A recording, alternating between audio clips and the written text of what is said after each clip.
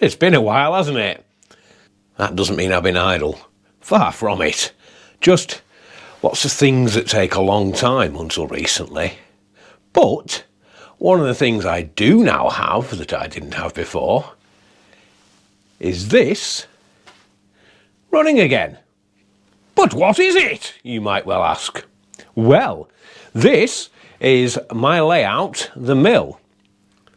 It was built by my friend Chris and I for the EM Gauge 60th anniversary competition, and it won! Christ knows how, but here's the proof. Look, a £50 voucher to spend in the EMGS stores. We spent it on cocaine and hookers, and finding those items in the EMGS store was a little bit difficult as well. Anyway, all idiocy aside, let's have a look at the layout, because that'll be fun.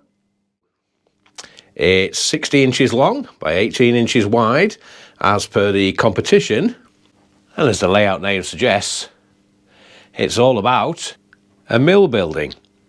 And the reason we chose a mill building and various other items, because basically we thought that if it was to be a station or something else, then 60 inches isn't much room.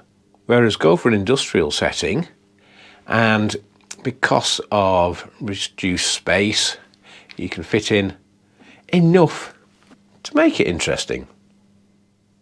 Go for an aerial shot here, I can show you the track plan. So basically, there's 4 turnouts, one of which right here is a single slip, and obviously a sector plate. So 5 turnouts. We never actually decided on an industry for the mill. Cotton mills, woolen mills, etc. didn't tend to be rail served that often. So we kind of decided on part of a paper mill complex. Traffic in is raw materials brought in open wagons. Never actually got round to making any loads for them.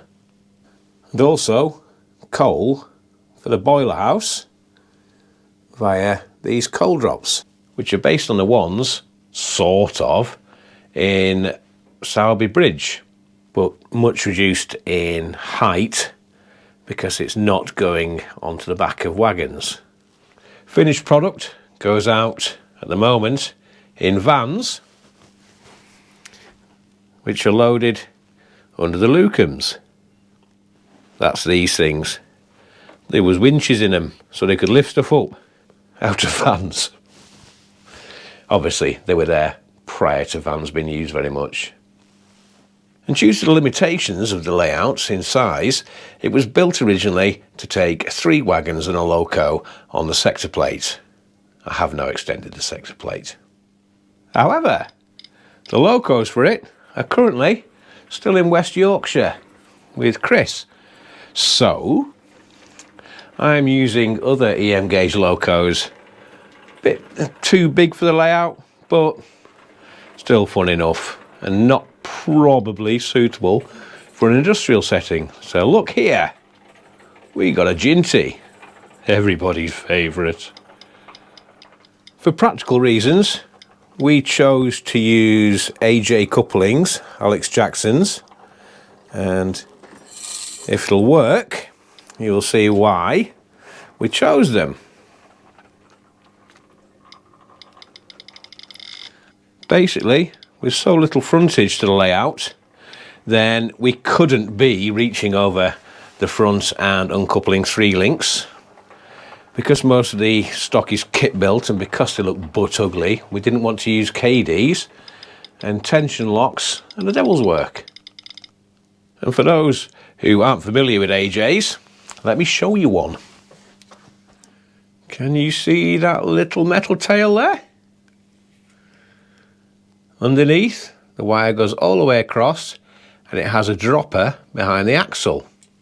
So, in appropriate locations, there are electromagnets, and as the train passes over and the wagon or whatever you want to uncouple passes over, you activate the electromagnet and you keep propelling, and when it's where you want it to be, off you go, and it's uncoupled. You want to couple up.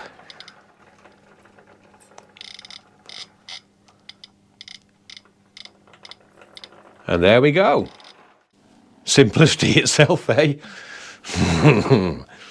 You see, the fun part is that the tails on the AJs, if they're even slightly wrong, then they don't always couple. And by slightly wrong, I mean the alignment can be out by a millimetre or so.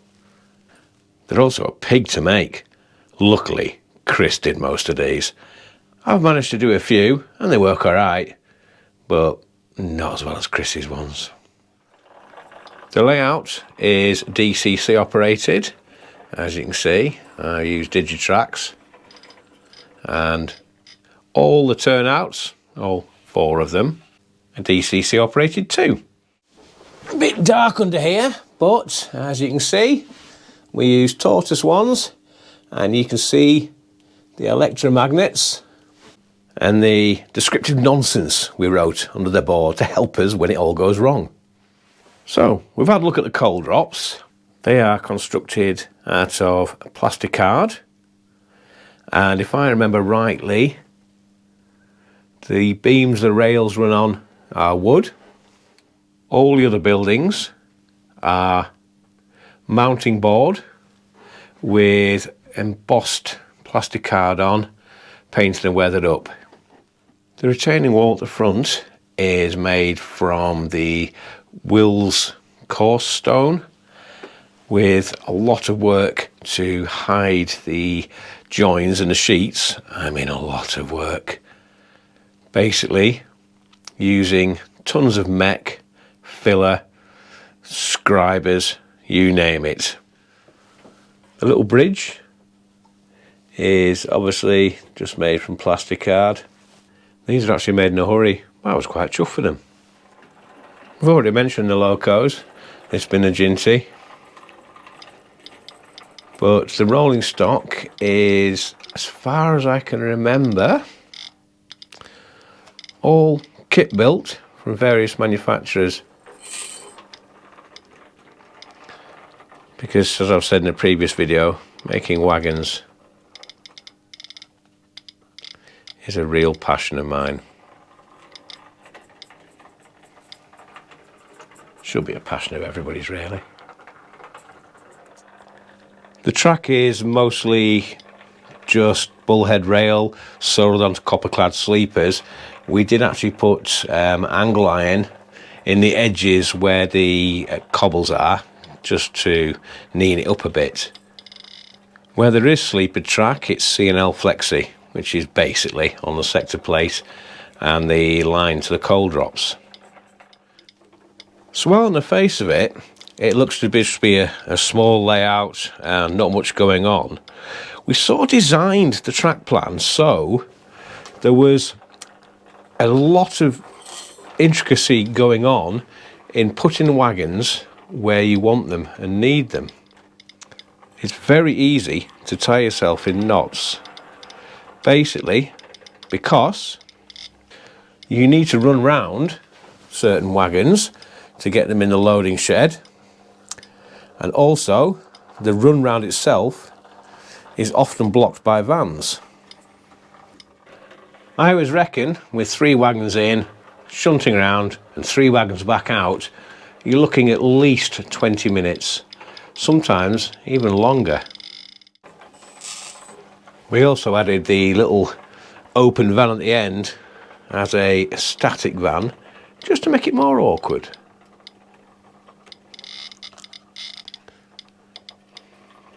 As you do. Another thing we do to make it a bit more interesting and keep it semi-prototypical is locos are absolutely not permitted to go into the coal drops.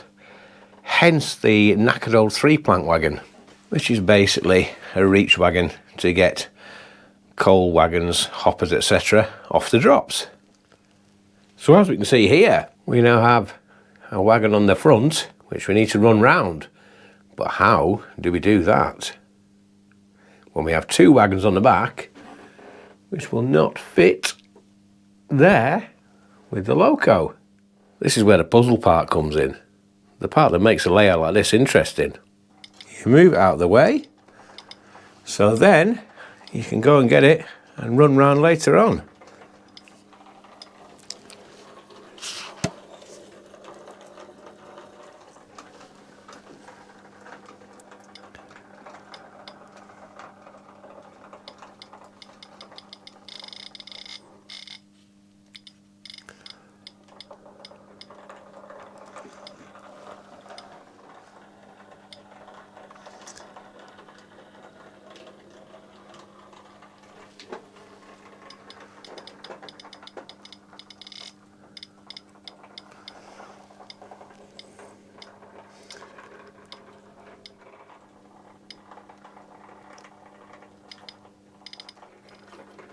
It all seems to be going so well, doesn't it?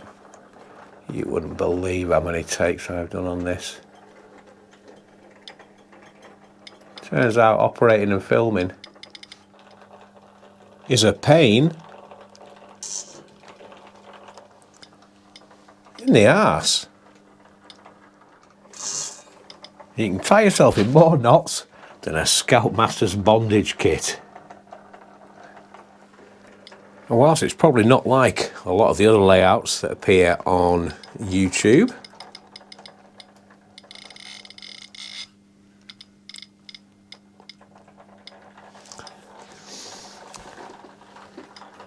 for starters it's a lot smaller, and to me it's just as much fun. Of course, not everybody likes messing around with wagons and shunting, do they? But I love it.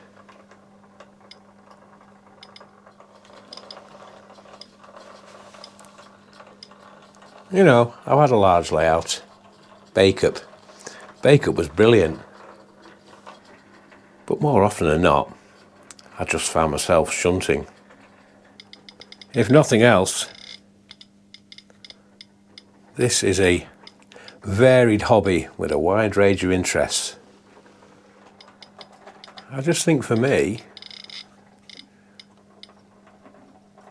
apart from the building of structures and wagons and detailing stuff, my main interest is messing around with grotty old wagons and small locos.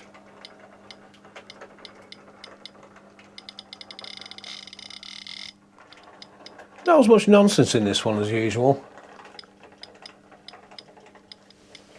but hopefully of interest to those of you who do like a bit of shunting. So one of the reasons the EM Gauge Society set the challenge to be a layout within 60 inch by 18 was to show that you can build an interesting fine scale layout in a small space. And hopefully this one achieves that.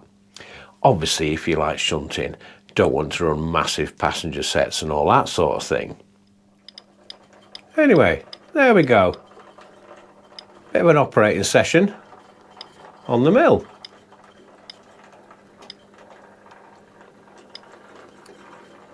Bye bye. My operating beer's running low, so let's just have a quick recap on other things I've been up to. Maybe we'll discuss them in the next video. Some wagons for the coke traffic for Sandside layout, whenever that gets built. And yes, 2 are coal hoppers, but most of the coke traffic was in coal hoppers. There's been progress with buildings. Goods shed finished. Signal box, I think that's where it was last time. This is a line-side hut, which is actually the old signal box base. Berry's warehouse, all weathered up. I bit the bullet and I built the station. Hand scribe stone, 14 months. Say it's a labour of love is an understatement. Funnily enough, I showed my dad the other day, who had no idea I was building this. And he told me that he once decorated the staircase in the station master's house and had to remove 7 layers of wallpaper. This bit was a bugger. Basically, I don't have a 3D printer or anything like that, so I had to carve all of these out of 80 thou plastic card. Oh joy! And the latest, very much still in progress, as you can see it needs painting, is Broomby's Warehouse, which sat on the ship straight until 2011. So this would usually be the part where I would tell you to subscribe and all that stuff. But as it's well over a year since I last made a video, there's probably not much point in doing that. Although I will try and make these a bit more frequent. Anyway, I'm going to drink some more of my operating beer now. So, until next time, in 2026, bye bye.